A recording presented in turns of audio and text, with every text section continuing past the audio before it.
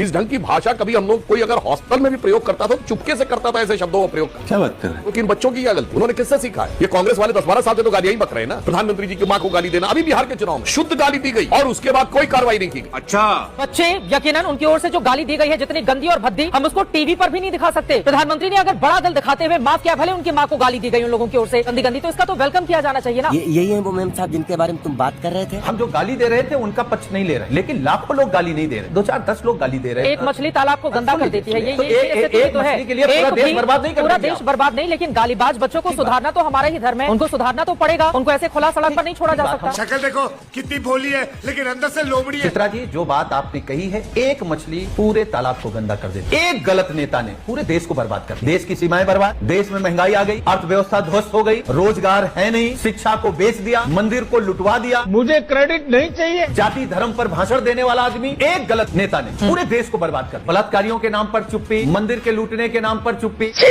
प्रधानमंत्री जी इसलिए नहीं बने कि केवल अडानी के लिए काम करें, देश के संसाधनों को बेचे। देश का कौन सा संसाधन बेच दिया? देश का कौन सा संसाधन छोड़ा? बेचा कौन सा? बिजली छोड़ी, जंगल छोड़, अडानी को बेचा, अपने परम मित्र को। अडानी कोई अमेरिकी थोड़ी ना है, उद्योगपति तो ऐसा काम करेंगे ना। यहाँ मीडिया के लोग बहुत अच्छे हैं। गाली को ताली और माफी को लेकर इस तरह की भावना क्या आपको ठीक लग रहा है? अतुल लोढ़े पाटिल जी, अभी पता चलेगा। जिस देश का प्रधानमंत्री गाली गलौज करने वाले भद्र महिलाओं को और बच्चियों को गाली गलौज करने वालों को फॉलो करता है, सिर्फ नरेंद्र मोदी जी की माताजी सबकी माताजी है वो। ये बड़ी अच्छी बात कही है। 12-12, 15-15 साल की लड़कियों के कपड़े फाड़ना, प्राइवेट पार्ट में डंडा डालना, डंडे को कील लेके आना, विदाउट यूनिफॉर्म पुलिस आना, पुलिस के छाती पे बैजेस नहीं होना, ये सोची समझी चाल और सोची समझा षड्यंत्र अगर सरकार अपने ही बच्चों के खिलाफ कर रहा होगा तो कैसा होगा? हमको नहीं पता। 33-34 दिन तक बच्चे शांत बैठे, जिस दिन मार्च करना है उसी दिन बराबर ये ट्रक आ जाता है, उसी दिन ये सारा षड्यंत्र हो जाता है और बच्चों को बेरहमी से मारा जाता है।